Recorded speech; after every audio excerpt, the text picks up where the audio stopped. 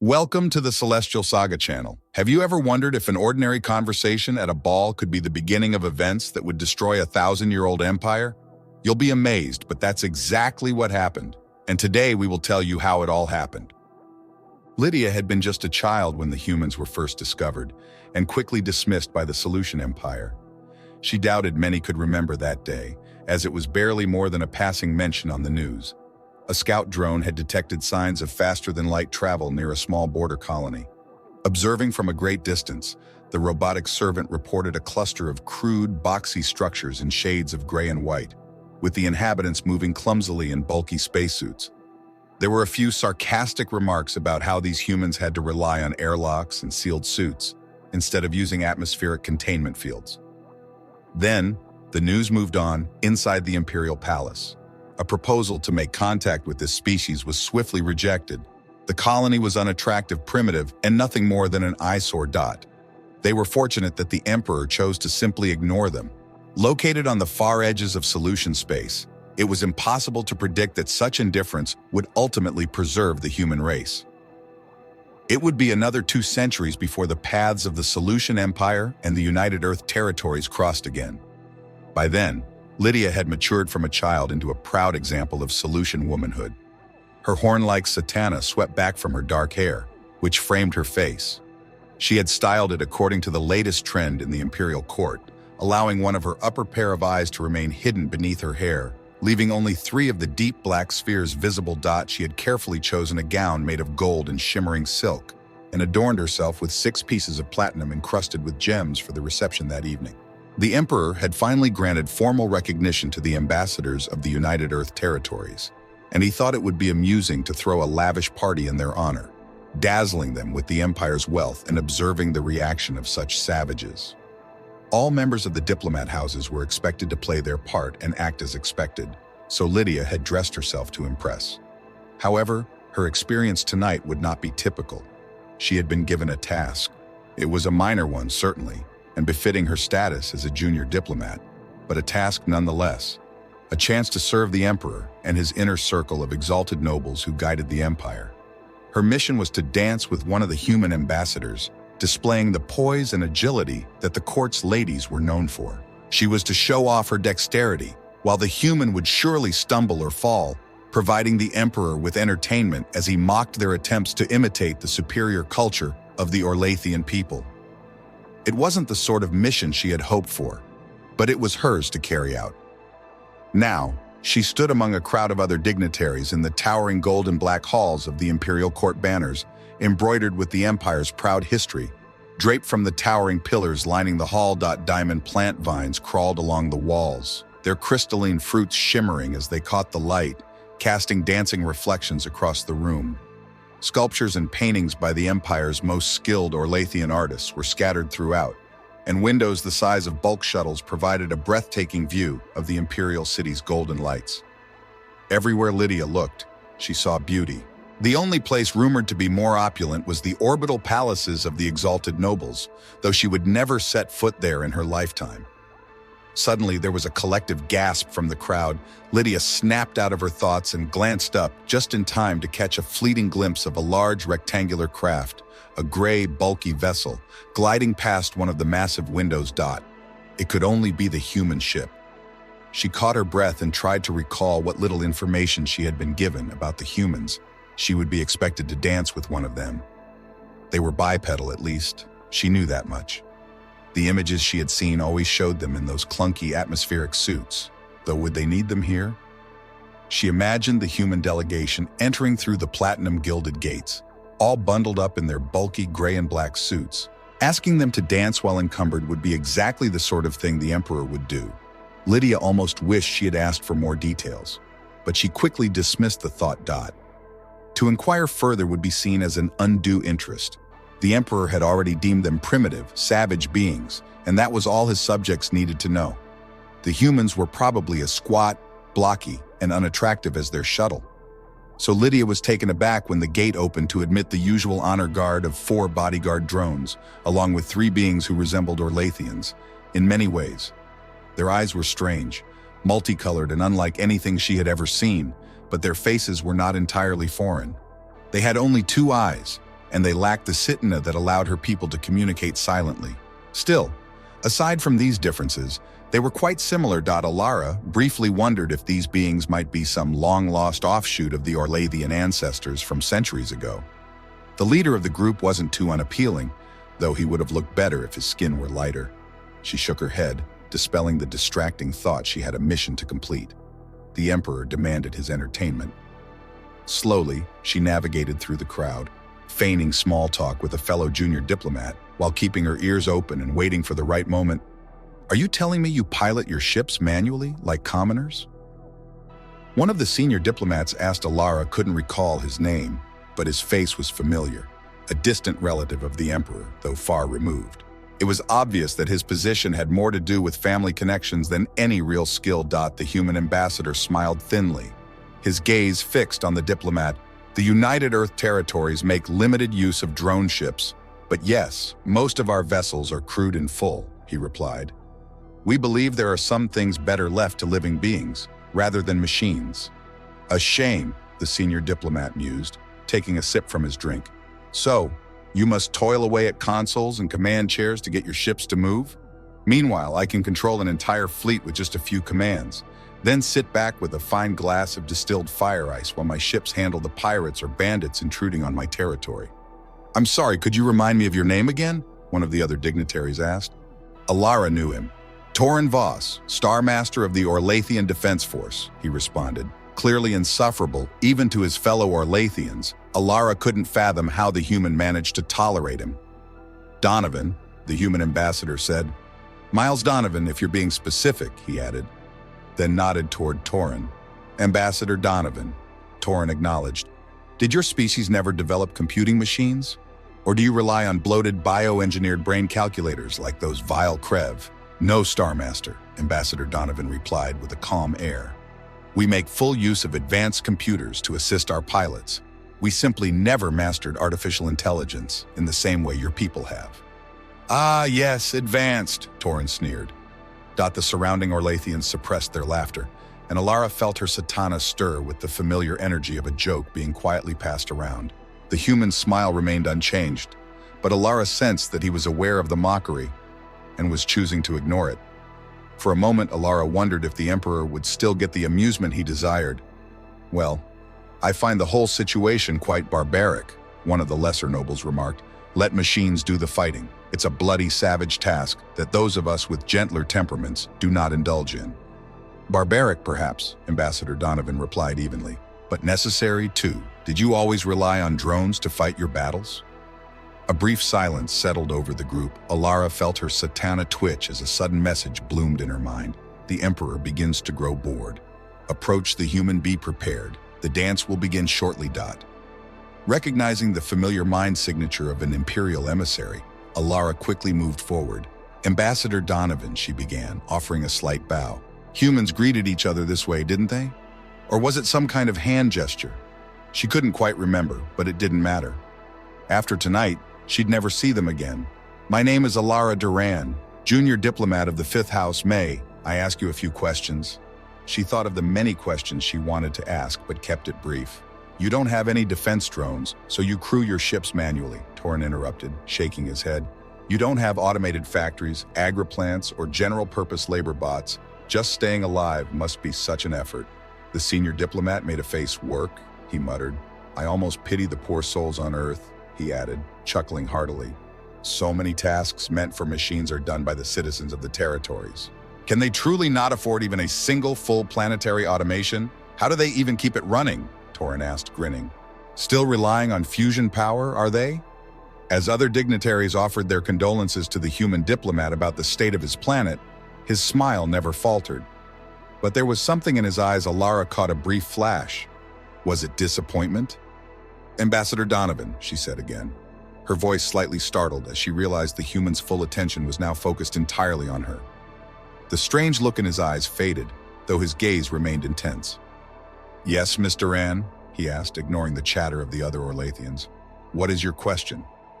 Alara hesitated for a moment, trying to think on her feet. "I wanted to ask..." Suddenly, the deep resonance horn sounded, vibrating through the hall for a moment before silence descended. The booming voice of the emperor's emissary followed, softer than the mighty horn. The Orlathian nobility began pairing off as the emissary announced the start of the Midnight Star dance. "Would you care to dance?" Alara asked, her words coming out more awkwardly than she intended minutes later. The two of them moved in sync, like overlapping waves, each of them doing their best to mimic the rest of the court. All of them swept up in the Midnight Star dance. Since accepting her invitation, the ambassador had remained quiet, his sharp eyes closely observing every movement the Orlathian nobles made and mirroring them in his steps. His dancing was far from perfect, but it wasn't the humiliating spectacle the emperor had hoped for. Alara couldn't help but wonder if she would be instructed to make the humans' performance worse. She sincerely hoped not. "Is it customary to stay silent during this dance?" Donovan asked. Alara almost stumbled. "No? Why?" she replied, catching herself. "You know, your people were a constant barrage of comments when I entered," he said. "You've only asked me one question so far, and it was to dance. Aren't you curious about the savage alien in your midst?" Alara grimaced at his tone, playful, but not without its bite. "I figured you might need a break from the questions," she said, quickly adding, "though, of course, I am curious." "I must apologize for my colleagues," she continued. "Some of them go through these phases, acting like they're 70 years old." 70 years, huh? For humans, that's considered a full life, Donovan commented, stepping around her with ease. "A full life? Only 70 years?" Alara blinked, all four eyes wide with disbelief. How could they possibly have a full life in so short a time? "I can't imagine what that must be like. We Orlathians live, on average, for 1,000 years, the result of a remarkable blend of biological science and our natural lifespan," Donovan said, sounding almost amused. "Ah, I see," Alara replied. "That would explain quite a bit. You must have the time to do everything at a comfortable pace." She couldn't help but notice the subtle jab about how long it had taken for the ambassador to be officially recognized by the court. "We prefer to think of it as having enough time to do things thoroughly and with care," Alara said, twirling gracefully around Donovan before catching his hand again. "Don't you find that being rushed for time leaves you always in a hurry? Wouldn't you rather have time to think things through?" "Perhaps," Donovan replied, leading her through a spin. "But there's a time for contemplation and a time for action, and maybe our mortality, pushing us to move quickly, is actually a good thing." Alara was impressed at how swiftly he picked up the complicated dance moves, especially given how obscure the routine had been. The Emperor had chosen it specifically to be difficult, predicting that the humans would fumble and embarrass themselves, but so far, that wasn't happening. She was interrupted from her thoughts by Donovan's voice. "Don't you find that having so much time sometimes leads to procrastination? To forgetting things that shouldn't be forgotten?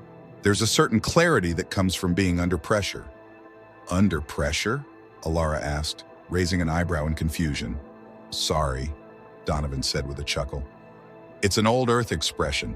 It means being in a tight situation with dire consequences if you run out of time." Alara nodded, processing his words. "I see. We Orlathians have an expression, the tide eating the shore," Alara continued. "It means that anything can be accomplished with enough time, quite the opposite of your saying." "Ah, so maybe one day, we humans will rival the great Orlathians?" Donovan grinned. Alara nodded with a smile. "You catch on fast. Just don't say that to the Emperor or his nobles," she warned. "It wouldn't sit well with them." "I don't think our presence here is sitting well with them either," Donovan said as they continued to dance. "This has been quite the reception. It almost feels like it's some kind of prank for your leader's amusement." Alara almost missed a step at his remark, but Donovan quickly caught her hand, helping her regain her balance. No one else seemed to notice, and they fell back into their rhythm. "Yeah, I had a feeling it was something like that," Donovan said with a smile. "That's fine. I can handle a night of mockery if it means the treaty I brought gets signed. Peace of mind for my people is worth more than my pride," he added. "Such words," Alara commented, raising an eyebrow. "You'd never make it in the imperial court." "Pride is the only currency the exalted nobles trade in," Donovan said with a smirk. "Then I'll be glad to leave, even if the company here is pleasant." The dance continued for a few more minutes, as Alara used the time to ask Donovan more about his people. While he in turn asked about hers, Alara couldn't help but be impressed by his humble, straightforward manner, so unlike the endlessly boasting nobles she was accustomed to. As the music began to soften and the dancers slowed, she knew the dance was nearing its end. "Well, Ambassador Donovan," Alara said as they both bowed to one another, "despite how brief this was, I assure you, it will not be forgotten." "The same goes for me," Donovan said, returning her bow with a smile. "I think I've learned more from this dance than from the entire evening spent with your court." "Unfortunate that I see one of them beckoning me even now," Ambassador Donovan muttered under his breath.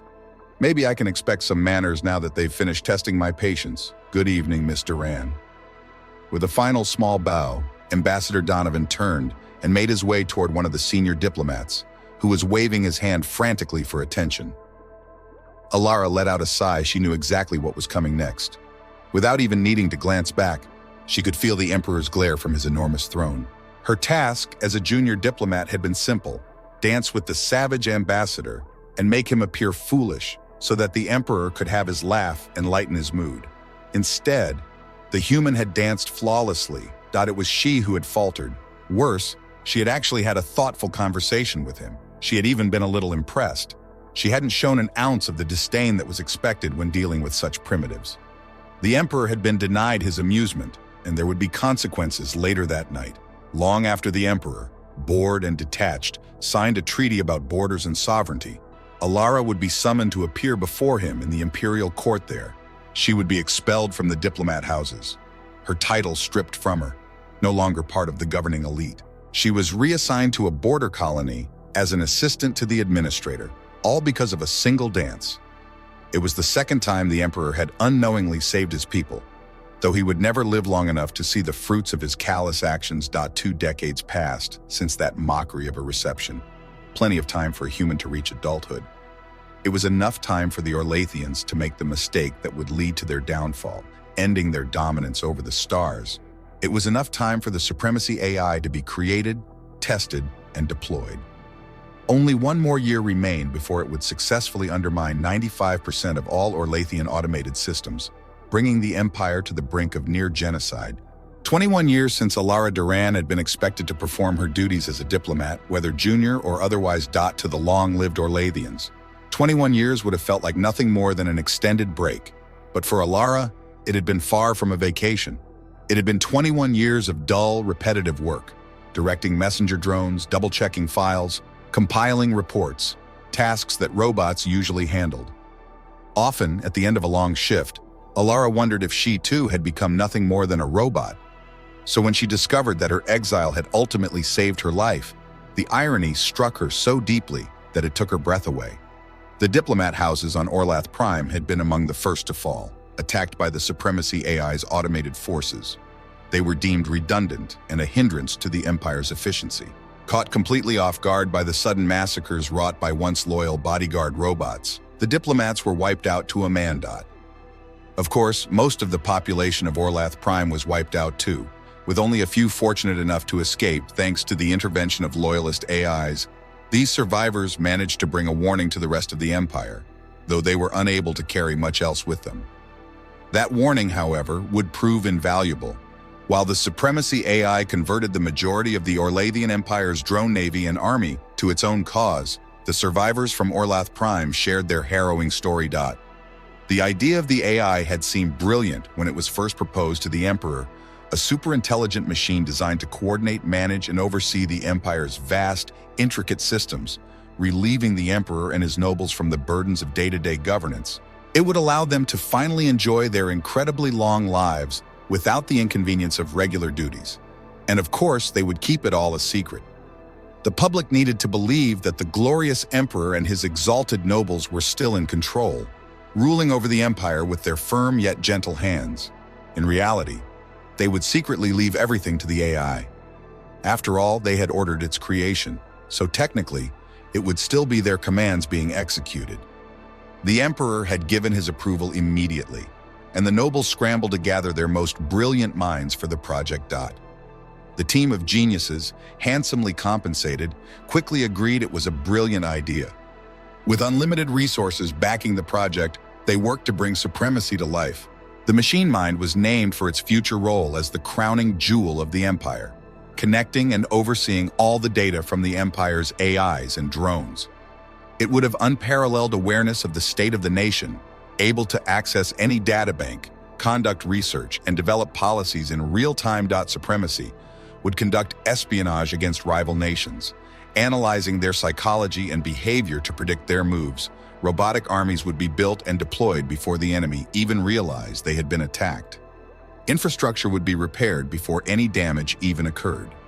A constant stream of near-prescient orders would emanate from the imperial palace, making the emperor appear like a god-king. No one except his inner circle would know the truth. Deep beneath the imperial palace, a grand cathedral-like chamber was carved into the earth, shielded and armored with several layers for protection inside. Enough crystal circuitry to fill an entire drone carrier was meticulously stacked and shaped using nanolathes and particle assemblers. The process was so delicate and complex that several of the Empire's top scientists descended among the robotic slaves to personally oversee and assist in the creation of the most ambitious project the Empire had ever attempted. Finally, the day arrived for the system to be activated. The Emperor was carefully briefed on the matter. There would be no grand ribbon-cutting ceremony or lavish gala to celebrate this momentous occasion, as it was a secret project.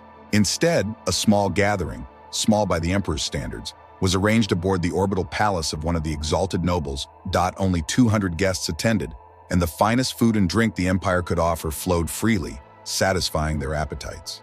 The guests lounged on ultra-soft nano-fabric cushions and enjoyed elaborate dances while they waited for their mechanical savior to relieve them of the last few duties they had to perform. And then, the system was turned on.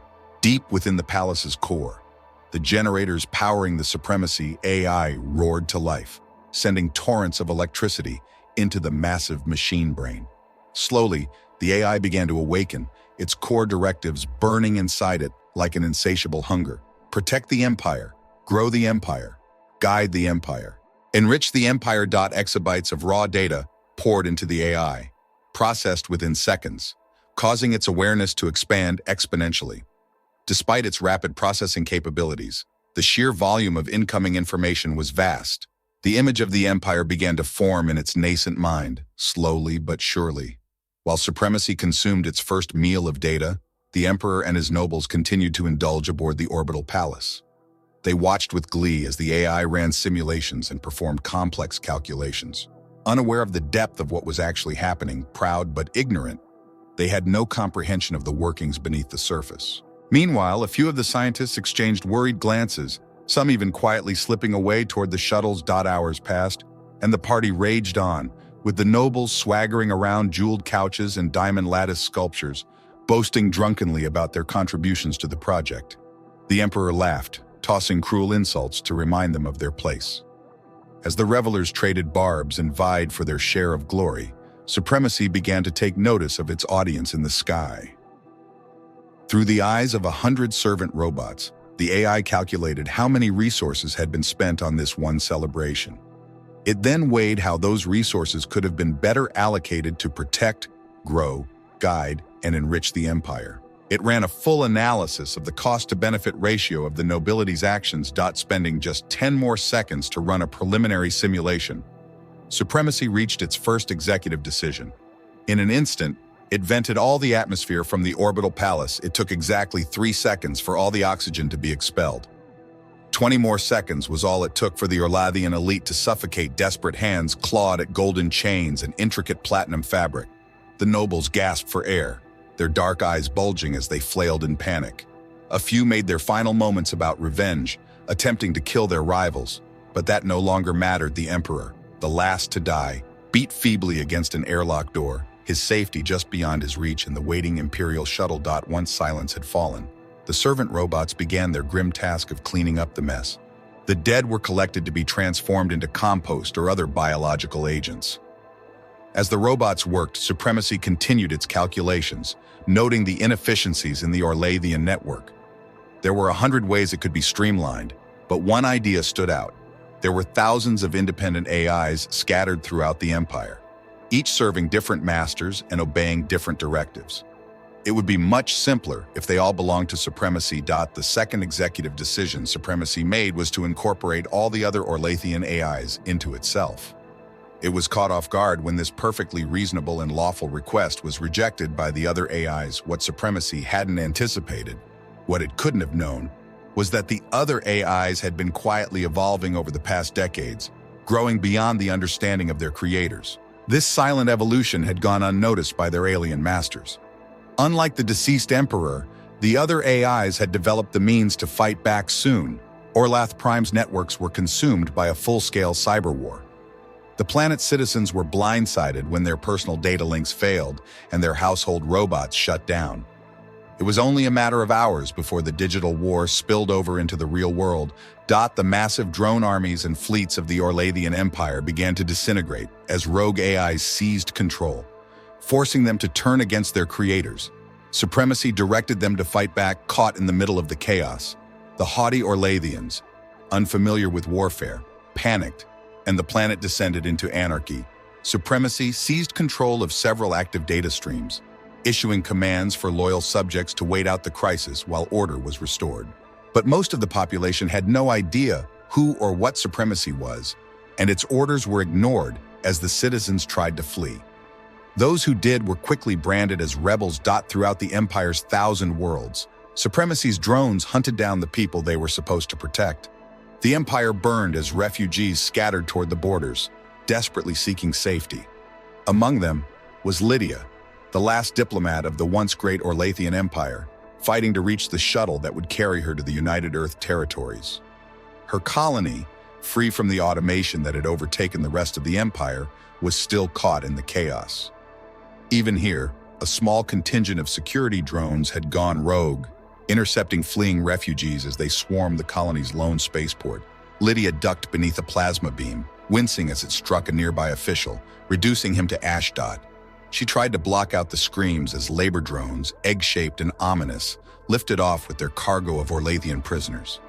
They vanished into the sky, but their departure barely made a dent in the crowd trying to reach the spacecraft.